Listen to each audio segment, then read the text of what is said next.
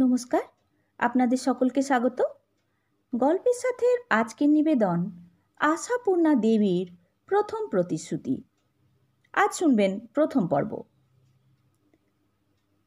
নাকে নোলক, কানে ষাঁড় মাকড়ি, পায়ে ঝাঁঝর মল, বৃন্দাবনী ছাপের ৮ হাতি শাড়ি পরা ৮ বছরের সত্যবতী।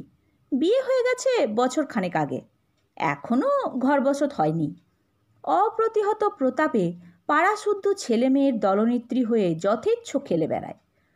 সত্যবতীর মা, ঠাকুমা, জেঠি, পিসি এঁটে উঠতে পারে না ওকে। পারে না হয়তো সত্যবতীর যথেচ্ছাচারের উপর ওর বাবার কিছু প্রশ্রয় আছে বলে। সত্যবতীর বাপ রামকালী চাটুর্যে। চাটুর্যে বামুনের ঘরের ছেলে হলেও ব্রাহ্মণ জনচিত পেশা তার নয়। অন্য শাস্ত্রপালা, বেদ বেদান্ত বাদ দিয়ে তিনি বেছে নিয়েছেন আয়ুর্বেদ। ব্রাহ্মণের ছেলে হয়েও কবিরাজি করেন রামকালী। তাই গ্রামে ওর নাম নারী টেপা বামুন, ওর বাড়ির নাম নারী টেপার বাড়ি। রামকালীর প্রথম জীবনটা ওর অন্য সব ভাই আর অন্যান্য জ্ঞাতি গোত্রদের চাইতে ভিন্ন, কিছুটা হয়তো বিচিত্রও। নইলে ওই আধা বয়সী লোকটার ওইটুকু মেয়ে কেন? সত্যবতী তো রামকালীর প্রথম সন্তান। সে যুগের হিসাবে বিয়ের বয়স একেবারে পার করে ফেলে তবে বিয়ে করেছিলেন রামকালী। সত্যবতী সেই পার হয়ে যাওয়া বয়সের ফল। শোনা যায় নিতান্ত কিশোর বয়সে বাপের ওপর অভিমান করে বাড়ি থেকে পালিয়েছিলেন রামকালী। কারণটা যদিও খুব একটা ঘোরালো নয়, কিন্তু কিশোর রামকালীর মনে বোধ করি সেটাই বেশ জোরালো ছাপ মেরেছিল। কি একটা অসুবিধেই পড়ে রামকালীর বাবা জয়কালী একদিনের জন্য সদ্য উপবীতধারী পুত্র রামকালীর উপর ভার দিয়েছিলেন গৃহদেবতা জনার্দনের পূজা আরতির। মহোৎসাহে সে ভার নিয়েছিল রামকালী। তার আরতির ঘণ্টাধ্বনিতে সেদিন বাড়িশুদ্ধ লোক ত্রাহি জনার্দন ডাক ছেড়েছিল, কিন্তু উৎসাহের চোটে ভয়ঙ্কর একটা ভুল ঘটে গেল, মারাত্মক ভুল। রামকালীর ঠাকুমা ঠাকুরঘর মার্জনা করতে এসে টের পেলেন সে ভুল। টের পেয়ে ন্যাড়া মাথার উপর কদম ছাড় চুল সজারুর কাঁটার মতো খাড়া হয়ে উঠল তার। ছুটে গিয়ে ভাইপোর অর্থাৎ রামকালীর বাবা জয়কালীর কাছে প্রায় আছড়ে পড়লেন। সর্বনাশ হয়েছে জয়! জয়কালী চমকে উঠলেন। কি হয়েছে পিসি? ছেলেপুলেকে দিয়ে ঠাকুর সেবা করালে যা হয় তাই হয়েছে। সেবা অপরাধ ঘটেছে। রেমো জনার্দনকে ফল বাতাসা দিয়েছে, দেয়নি? চড়াং করে সমস্ত শরীরের রক্ত মাথায় গিয়ে উঠল জয়কালীর। করে একটা আর্তনাদ ধ্বনি তুললেন তিনি। পিসি একটা হতাশ নিঃশ্বাস ফেলে সেই সুরেই সুর মিলিয়ে বললেন, হ্যাঁ, জানি না এখন কার কি অদৃষ্টে আছে। ফুল তুলসীর ভুল নয়, একেবারে তেষ্টা জল।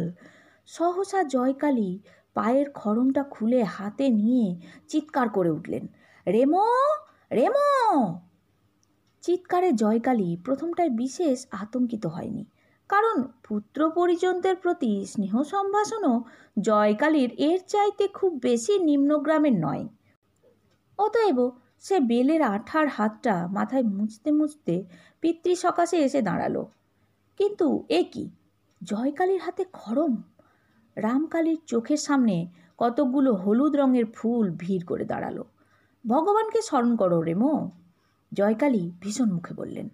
তোর কপালে আজ মৃত্যু আছে। রামকালীর চোখের সামনে থেকে হলুদ রঙের ফুলগুলোও লুপ্ত হয়ে গেল, রইল শুধু নিরন্ধ অন্ধকার। সেই অন্ধকার হাতড়ে একবার খুঁজতে চেষ্টা করল রামকালী। কোন অপরাধে বিধাতা আজ তার কপালে মৃত্যুদণ্ড লিখেছেন? খুঁজে পেল না, খোঁজবার সামর্থ্যও রইল না। সেই অন্ধকারটা ক্রমশ রামকালীর চৈতন্যর ওপর ঝাঁপিয়ে পড়ল। জনার্দনের ঘরে আজ পুজো করেছিলি তুই না? রামকালী নীরব। পুজোর ঘরেই তাহলে কোনো অপরাধ সংগঠিত হয়েছে, কিন্তু কই, কি? যথারীতি হাত পা ধুয়ে তার পইতে পাওয়া চেলির জোড়াটা পরেই তো ঘরে ঢুকেছিল রামকালী। তারপর আসন, তারপর আচমন, তারপর আরতি, তারপর ঠাঁই করে মাথায় একটা ধাক্কা লাগলো। জল দিয়েছিলি ভোগের সময়? এই প্রশ্নটি পুত্রকে করেছেন জয়কালী খড়মের মাধ্যমে। দিশেহারা রামকালী আরও ২-১০টা ধাক্কার ভরে বলে বসল, হ্যাঁ দিয়েছি তো। দিয়েছিলি? জল দিয়েছিলি? জয়কালীর পিসি যশোদা একেবারে নামের বিপরীত ভঙ্গিতে বলে উঠলেন, দিয়েছিলি তো সে জল গেল কোথায় রে হতভাগা? গেলাস একেবারে শুকনো। প্রশ্ন করতি ঠাকুমা। বুকের গুরু গুরু ভাবটা কিঞ্চিত হালকা মনে হলো। রামকালী ক্ষীণ স্বরে বলে বসল, ঠাকুর খেয়ে নিয়েছে বোধহয়। কি কি বললি? আর একবার ঠক করে একটা শব্দ, আর চোখে অন্ধকার হয়ে যাওয়ার আরও গভীরতম অনুভূতি। লক্ষ্মী ছাড়া, শুয়োর, বনবড়া, ঠাকুর জল খেয়ে নিয়েছে? শুধু ভূত হওনি তুমি, শয়তানও হয়েছ। ভয় নেই প্রাণে তোমার? ঠাকুরের নামে মিছে কথা। অর্থাৎ মিছে কথাটা যত না অপরাধ হোক, ঠাকুরের নামের সঙ্গে জড়িত হয়ে ভীষণ অপরাধে পরিণত হয়েছে। রামকালী ভয়ের বশে আবারও মিছে কথা বলে বসে। হ্যাঁ, সত্যি বলছি, ঠাকুরের নামে দিব্যি দিয়েছিলাম জল। বটে রে হারামজাদা, বামুনের ঘরের চাঁড়াল, ঠাকুরের নামে দিব্যি জল দিয়েছিস তুই? ঠাকুর জল খেয়ে ফেলেছে? ঠাকুর জল খায়? রামকালী মাথার জ্বালায় অস্থির হয়ে সমস্ত ভয় ডর ভুলে বলে বসল, খায় না জানো তো দাও কেন? ও, আবার মুখে মুখে চোপা? জয়কালী আরও একবার শেষ বেশ খড়মটা সদ্ব্যবহার করলেন, করে বললেন, যা দূর হ, বামুনের ঘরের গরু, দূর হয়ে যা আমার সম্মুখ থেকে। এর বেশি আর কিছুই করেননি জয়কালী। আর এরকম ব্যবহার তো তিনি সর্বদাই সকলের সঙ্গেই করে থাকেন। কিন্তু কিসে যে কি হয়, রামকালীর চোখের সামনে যেন একটা পর্দা খসে গেল। চিরদিন জেনে আসছে জনার্দন বেশ একটি দয়ালু ব্যক্তি। কারণ কারণে অকারণে উঠতে বসতে বাড়ির সকলেই বলেন, জনার্দন দয়া করো। কিন্তু কোথায় সেই দয়ার কণিকা মাত্র? রামকালী যে মনে মনে প্রাণ ফাটিয়ে চিৎকার করে প্রার্থনা করল, ঠাকুর এই অবিশ্বাসীদের সামনে একবার নিজ মূর্তি প্রকাশ করো, একবার অলক্ষ্য থেকে দৈববাণী করো। ওরে জয়কালী, বৃথা ওকে উৎপীড়ন করছিস। জল আমি সত্যিই খেয়ে ফেলেছি। এক মুঠো বাতাসা খেয়ে ফেলে বড্ড তেষ্টা পেয়ে গেছিল। না, দৈববাণীর ছায়া মাত্র নেই। সেই মুহূর্তে আবিষ্কার করল রামকালী, ঠাকুর মিথ্যে, দেবতা মিথ্যে, পুজো পাঠ প্রার্থনা সবই মিথ্যে। অমোঘ সত্য শুধু খড়ম। পৈতের সময় তার একজোড়া খড়ম হয়েছে, তার উপযুক্ত ব্যবহার কবে করতে পারবে রামকালী কে জানে। অথচ এই দণ্ডে সমস্ত পৃথিবীর ওপর সে ব্যবহারটা করতে ইচ্ছে করছে। পৃথিবীতে আর থাকবো না আমি। প্রথমে সংকল্প করল রামকালী, তারপর ক্রমশ পৃথিবীটা ছেড়ে চলে যাবার কোনো উপায় আবিষ্কার করতে না পেরে মনের সঙ্গে রফা করল, পৃথিবীটা আপাতত হাতে থাক, ওটা তো যখন ইচ্ছেই ছাড়া যাবে। ছাড়বার মতো আর একটা জিনিস আছে, পৃথিবীরই প্রতীক যেটা, বাড়ি। বাড়ি ছাড়বে রামকালী। জন্মে আর কখনো জনার্দনের পুজো যাতে না করতে হয়। তখনও নারী টেপার বাড়ি নাম হয়নি, আদি ও অকৃত্রিম চাটুর্যে বাড়ি ছিল। সকলের শ্রদ্ধা সমীহের আধার ছিল। কাজেই বেশ কিছুদিন গ্রামে সাড়া পড়ে রইল চাটুর্যেদের ছেলে হারিয়ে যাওয়া নিয়ে। গ্রামের সমস্ত পুকুরে জাল ফেলা হলো, গ্রামের সমস্ত দেবদেবীর কাছে মানসিক মানা হলো।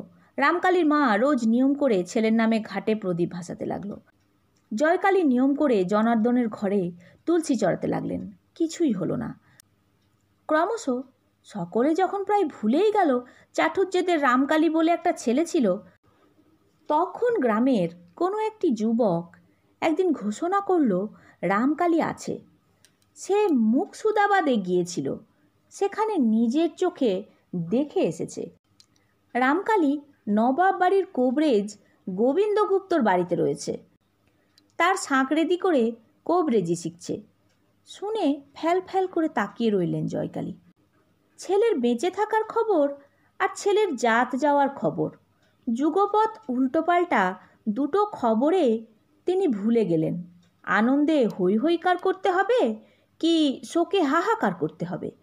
ছেলে বৈদ্য বাড়ি ভাত খাচ্ছে, বৈদ্য বাড়ির আশ্রয় গ্রহণ করেছে, এ তো মৃত্যু সংবাদেরই সামিল।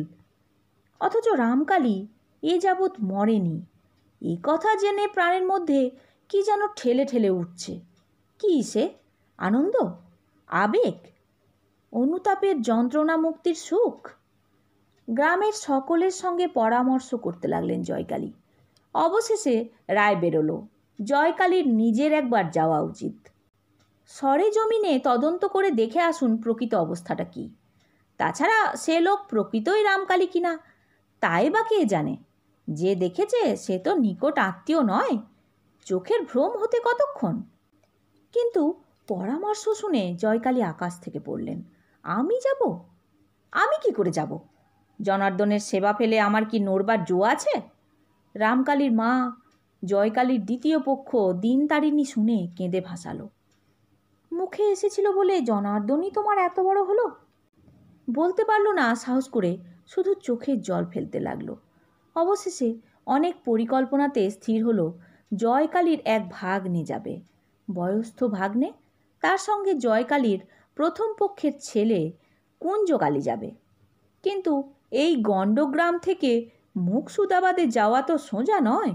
গরুর গাড়ি করে গঞ্জয় গিয়ে খোঁজ নিতে হবে কবে নৌকা যাবে মুকসুদাবাদে।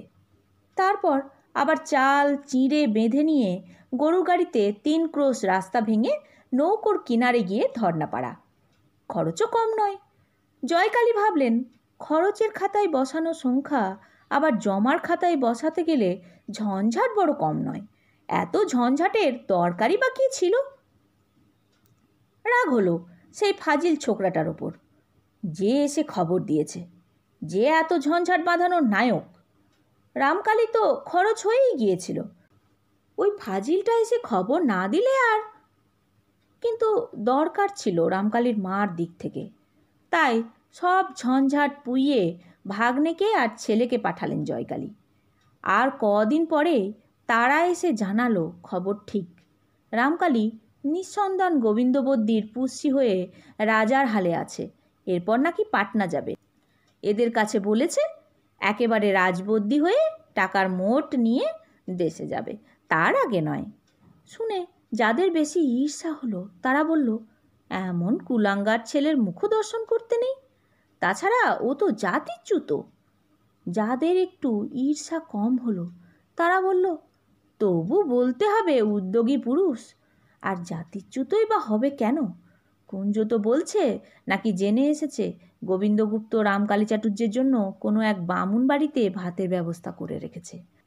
গ্রামে আবার কিছুদিন এই নিয়ে খুব আলোচনা চলল, এবং যখন এসব আলোচনা ঝিমিয়ে গিয়ে ক্রমশ আবার সবাই রামকালীর নাম ভুলতে বসল, তখন একদিন রামকালী সশরীরে এসে হাজির হলো টাকার বস্তা নিয়ে। গোবিন্দগুপ্ত পরামর্শ দিয়েছিলেন, তোমার আর রাজবদ্যি হয়ে কাজ নেই বাপু। রাজ্যে এখন ভিতরে ভিতরে ঘুণ ধরতে বসেছে। নবাবের নবাবই তো শিখেই উঠেছে। আমার এই দীর্ঘকালের সঞ্চিত অর্থরাশি নিয়ে দেশে পালিয়ে গিয়ে নিজে নবাবি করোগে। আমার স্ত্রী পুত্র উভয়েই কাশীবাসে মনস্থির করেছি। অগত্যা চলে এসেছে রামকালী গঞ্জের ঘাট থেকে নিজের পালকি করে। গোবিন্দগুপ্তর পালকিটাও পেয়েছে রামকালী, নৌকোয় চাপিয়ে নিয়ে এসেছে। কিন্তু তখন জয়কালী মারা গেছেন, এ এক মস্ত আফসোস। বাবাকে একবার দেখাতে পারল না রামকালী। সেই তাড়িয়ে দেওয়া ছেলেটা মানুষ হয়ে ফিরল। গঞ্জের মেলায় যেমন লোকে দল বেঁধে পাঁচ পেয়ে গরু দেখতে ছোটে, তেমনি করে দেশের সমস্ত লোক আসতে লাগলো রামকালীকে দেখতে। রামকালী মনে মনে বিব্রত হলেও সকলকে যথোচিত মান্য করল, এবং বয়োজ্যেষ্ঠ সকলকেই একজোড়া করে ধুতি ও নগদ 2 টাকা করে দিয়ে প্রণাম করল। ঘরে ঘরে সবাই বলা বলি করতে লাগলো, উফ, কি উঁচু নজরটাই হয়ে এসেছে।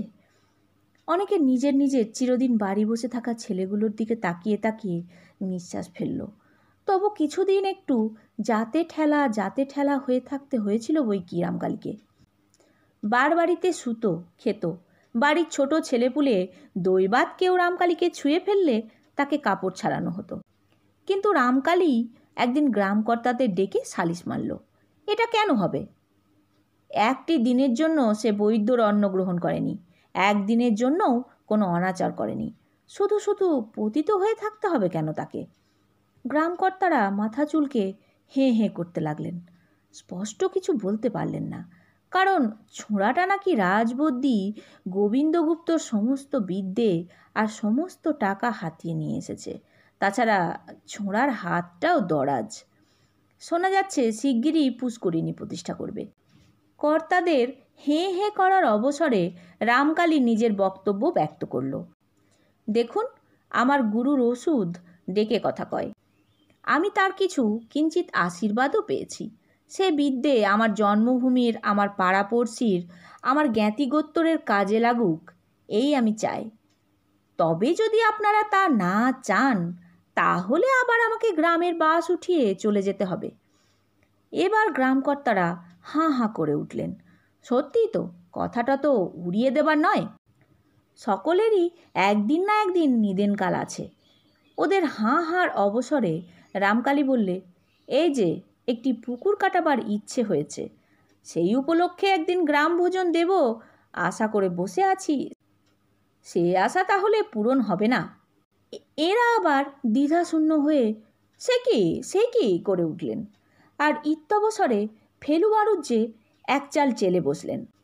কি এক সংস্কৃত শ্লোক আওড়ে বললেন হেসে হেসে, জানো তো, উপযুক্ত বয়সে বিবাহ সংস্কার না হলে কন্যা যেমন অরক্ষণীয়া হয়, পুরুষও তেমনি পতিত হয়। রামকালী মাথা নিচু করে বলল, বয়স প্রায় 30 পার হতে চলল, এ বয়সে কে আমাকে কন্যাদান করবে? ফেলু বাড়ুজ্যে বীর দর্পে বলে উঠলেন, আমি করব? এতে আমার ভায়ারা আমাকে যাতে ঠেলেন তো ঠেলুন। ফেলু বাড়ুজ্যেকে জাতে ঠেলা?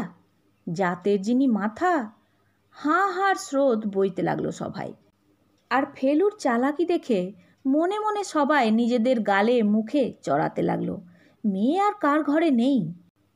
এরই কিছুদিন পরে ফেলু বাড়ুজ্যের 9 বছরের মেয়ে ভুবি বা ভুবনেশ্বরীর সঙ্গে বিয়ে হয়ে গেল রামকালীর। বহুদিন এত ঘটার বিয়ে হয়নি গ্রামে, কারণ রামকালী নাকি নিজে 500 টাকা লুকিয়ে ওর মা দিনতারিণীর হাতে গুঁজে দিয়েছিল ঘটা করতে। এই বেহায়ামিটা যথেষ্ট নিন্দনীয়, সন্দেহ নেই, কিন্তু ঘটার মাছ মন্ডাগুলো অনিন্দনীয় ছিল। অতএব রামকালী পুনশ্চ সমাজে প্রতিষ্ঠিত হয়ে গেল, অনুমতি পেল বাড়ির মধ্যে গিয়ে খাবার শোবার। যাক, তার বড় তো কাটলো কতকাল, সেই ভুবি বড় হলো, ঘর বসত হলো, 15-16 বছরের ভরা নদী হলো, তারপর তো সত্যবতী।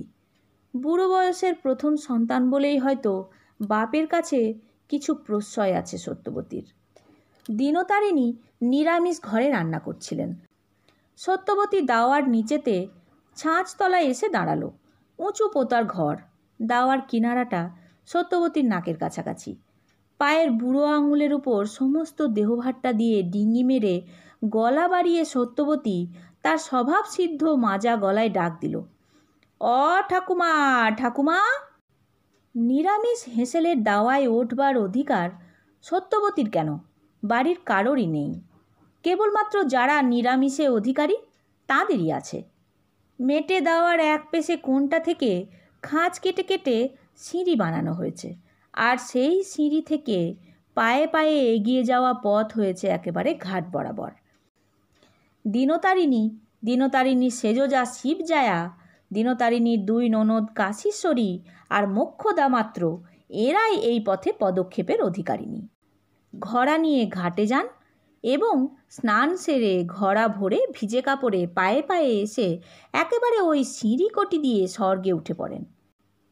ওই রান্নাঘরের দেওয়ালেই তাদের কাঁচা কাপড় শুকোয়, কারণ রাত্রে তো আর এ ঘরে রান্নার পাট নেই।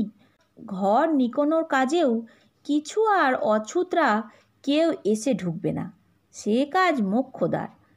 এঁটো শোকরির ব্যাপারে মোক্ষদা বোধ করি স্বয়ং ভগবানকেও সম্পূর্ণ বিশ্বাস করতে পারেন না, কাজেই সে কাজ নিজের হাতেই রাখেন। তাছাড়া মোক্ষদাই বয়সে সবচেয়ে ছোট, অন্যরাও সকলেই তার গুরুজন। অতএব সকলের খাওয়ার শেষে তারই ডিউটি। রান্নার দায়িত্ব দিনতারিণীর, মোক্ষদার ওপর সে রান্নার বিশুদ্ধতা রক্ষার দায়িত্ব, বাকি দুজন জোগাড়ে। তা অবশ্যই জোগাড়ের কাজটাও কম না, প্রয়োজনটা 4 জনের হলেও আয়োজনটা অন্তত 10 জনের মতো হয়। কিন্তু ওসব কথা থাক, আসলে ছেলেপুলের এ উঠোনে পা দেবারও হুকুম নেই, কিন্তু সত্যবতীকে কেউ এঁটে উঠতে পারে না। ও যখন তখন এই দাওয়ার নিচে থেকে নাক বাড়িয়ে হাঁক পারে, অ ঠাকুমা, অথবা অ পিস ঠাকুমা। দিনতারিণী ওর গলা পেয়েই নিজের গলাটা বাড়িয়ে দরজা দিয়ে উঁকি মেরে বলেন, এই মলোজা, এ ছুরি কি দোষী গো, আবার এসেছিস, বেরো বেরো। ছোট ঠাকুরজি দেখতে পেলে আর রক্ষে রাখবে না। সত্যবতী ঠোঁট উল্টে বলে, ছোট ঠাকুরমার কথা বাদ দাও, তুমি শোনো না একটু। সত্যবতী দিনতারিণীর উপায়ী ছেলের মেয়ে, তাছাড়া সত্যর বিয়ে হয়ে গেছে, কাজেই খুব দূর ছাইটা ওর কপালে জোটে না। তাই ওর আবদারের অগত্যায় দিনতারিণী একটু ডিঙি মেরে দাওয়ায় এসে দাঁড়ালেন। ইশারায় বললেন, কি চাই? সত্যবতী পিঠের দিকে গোটানো হাতটা ঘুরিয়ে একখানা ছোট মাপের কচি মান পাতা মেলে ধরে চুপি চুপি বলে, একটা জিনিস দাও না। এই মরেছে, এখন আবার কি জিনিস রে? এখন কি কিছু রান্না হয়েছে? আর হলেও তোর সেজ ঠাকুমার গোপালের ভোগের আগে আগে দিয়েছি টের পেলে কুরুক্ষেত্র করবে না? আগ চাইছি না, আগ চাইছি না, ভালো মন্দ রেঁধে নিজেরাই খেও বাবা, আমাকে এক মুঠো পান্তা ভাত দাও দেখি। পান্তা ভাত? দিনতারিণী আকাশ থেকে পড়লেন, আর সঙ্গে সঙ্গে যেন পাতাল ফুঁড়ে উঠলেন মোক্ষদা। পরনে সব সোপে ভিজে থান, কাঁখে ভরন্ত কলসি। এইটা বোধ করি মোক্ষদার 3য় দফা স্নান। যে কারণেই হোক, চাল ধুতে কি শাক ধুতে ঘাটে গেলেই মোক্ষদা একবার সবস্ত্র স্নান সেরে নেন। দাওয়ার পইতে দিয়ে কখন যে উঠে এসেছেন ঠাকুমা নাতনি কারো চোখে পড়েনি। চোখ পড়ল একেবারে সশরীরিনীর ওপর। দিনতারিণী অপ্রতিভের অ্যাক্সেস, সত্যবতী বিরক্ত, আর মোক্ষদা তিনি হাতে নাতে চোর ধরে ফেলা ডিটেকটিভের মতোই উল্লসিত। আবার তুই এখানে? ক্ষণক্ষণে গলায় প্রশ্ন করেন মোক্ষদা। সত্যবতী ঈষৎ আমতা আমতা করে বলে, বা রে, আমি কি তোমাদের দাওয়ায় উঠেছে? দাওয়ায় উঠিসনি বলি সত্যিক রাস্তা মারিয়ে এসে সেই পায়ে ওই উঠোনে তো পা দিয়েছিস। তুলসী গাছে জল দিতে উঠোনে নামতে হবে না আমাদের?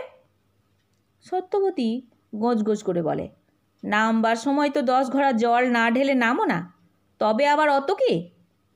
মুখে মুখে চোপা করিস নে সত্য, অভ্যেস ভালো কর। মোক্ষদা ঘড়াটাকে দুম করে রান্নাঘরের চৌকাঠের ওপিঠে বসিয়ে আঁচল নিংড়ে নিংড়ে পায়ের কাদা ধুতে ধুতে বললেন, বাপের সোহাগে সোহাগে যে একেবারে ধিঙ্গি পদ পেয়ে বসে আছিস, বলি শ্বশুর বাড়ি করতে হবে না? পরের বাড়ি যেতে হবে না? আর কদিন ধিঙ্গি নাচ নেচে বেড়াবি? মেরে কেটে আর 2-4টে বছর, তারপর গলায় রসুরি দিয়ে টেনে নিয়ে যাবে না? তখন করবি কি? প্রতি কথায় এই পরের ঘরে যাওয়ার বিভীষিকা দেখিয়ে দেখিয়ে জব্দ করার চেষ্টাটা 2 চক্ষে বিষ সত্যবতীর। বরং তাকে ওরা ঘরে 2 ঘা মারুক, সহ্য হবে, কিন্তু ওই পরের ঘরের খোঁটাটা সহ্য হয় না। অথচ ওইটি যেন এদের প্রধান ব্রহ্মাস্ত্র। সত্যবতী তাই বিরক্তভাবে বলে, করবো আবার কি? কি আর করবি? উঠতে বসতে শাশুড়ির ঠোনা খাবি? ওই পটলা ঘোষালের ভাইপো বউটার মতো ঠোনা খেতে খেতে গালে কাল সিটে পড়ে যাবে। সত্যবতী বয়স ছাড়া ভঙ্গিতে ঝংকার দিয়ে বলে ওঠে, ছিট্টি সংসারের লোক তো আর পটল কাকার ভেজের মতো দজ্জাল নয়। ও মা, শোনো কথা মেয়ের। মোক্ষদা হোত্তেলের রং নিটোল টাইট হাত দুখানা নেড়ে বললেন, তা বলবি বই কি? বোর দোষ হলো না, দোষ হলো সাউরির। অবাধ্য চোপাবাজ বউকে কি করবে শুনি? টাটে বসিয়ে ফুল চন্দন দিয়ে পুজো করবে? আহা, পুজো করা ছাড়া যেন আর কথা নেই। একটু ভালো চোখে চাইতে পারে না? 2টো মিষ্টি কথা বলতে পারে না? ও মা গো, মোক্ষদা ক্ষণক্ষণে গলায় হেসে উঠে বলেন, ভিতরে ভিতরে মেয়ে পাকার ধাড়ি হয়েছে। দেখব তোর শাউরি কি মধু ঢালা কথা কইবে, কত সোনার চোখে দেখবে। সে যাক, বলি পান্তা ভাতের কথা কি বলছিলি? এতক্ষণ চুপ ছিলেন। এবারে দিনতারিণী হাসেন। হেসে ফেলে বলে, ও আমার কাছে এসেছে পান্তা ভাত চাইতে। পান্তা ভাত চাইতে এসেছে? মোক্ষদা সহসা যেন ফেটে পড়েন।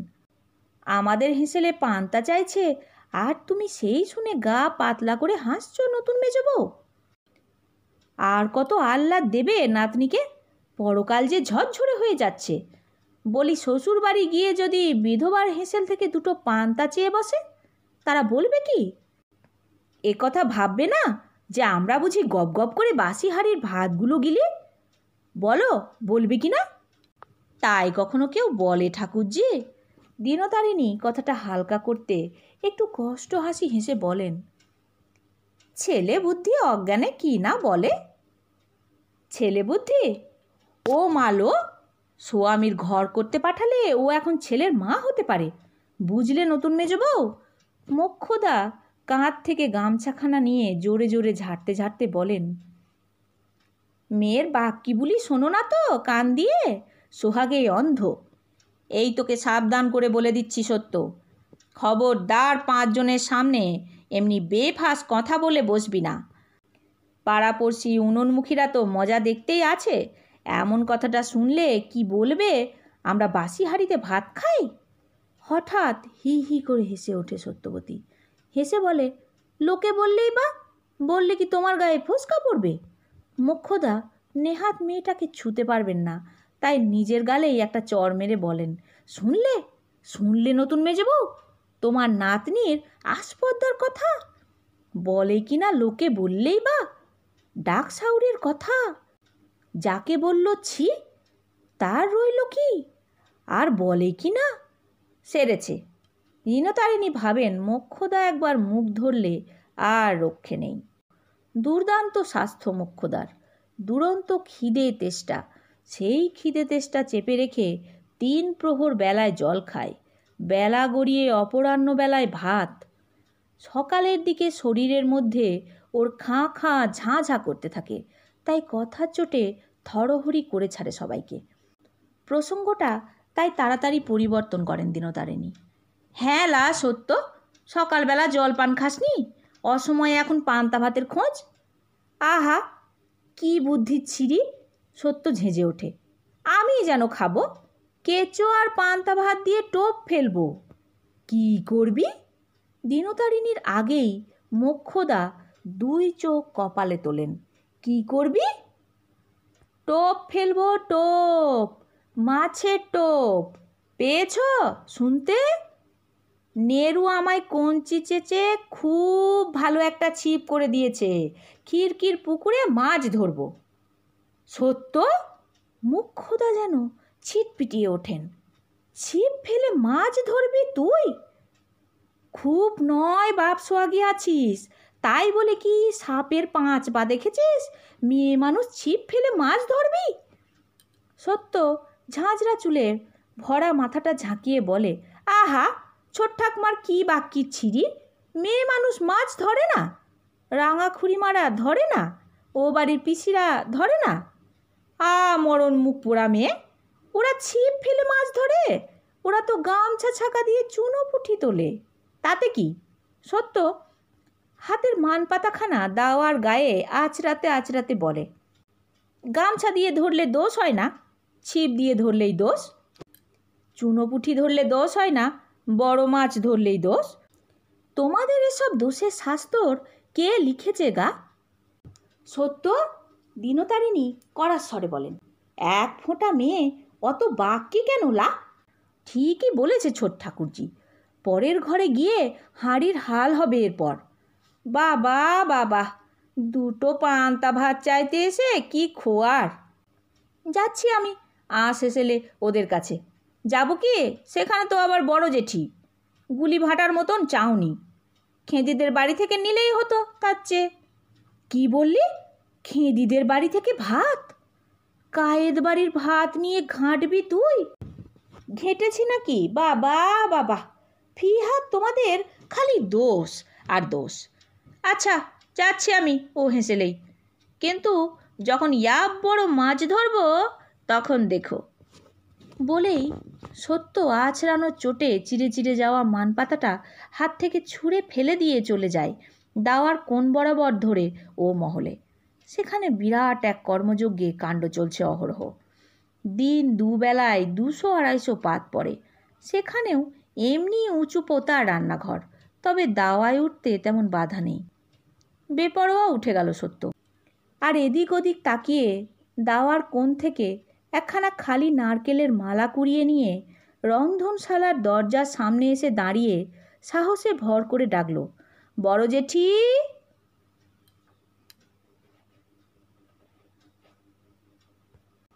শেষ হলো প্রথম প্রতিশ্রুতির আজকের পর্ব। নতুন একটি পর্ব নিয়ে খুব তাড়াতাড়ি ফিরে আসছি। আমার পাঠ কেমন লাগলো তা অবশ্যই কমেন্ট করে জানাবেন। ভালো লাগলে একটি লাইক দেবেন ও প্রিয়জনদের সাথে শেয়ার করবেন। নতুন নতুন গল্প শোনার জন্য চ্যানেলটি সাবস্ক্রাইব করে রাখবেন। ভালো থাকবেন, ধন্যবাদ।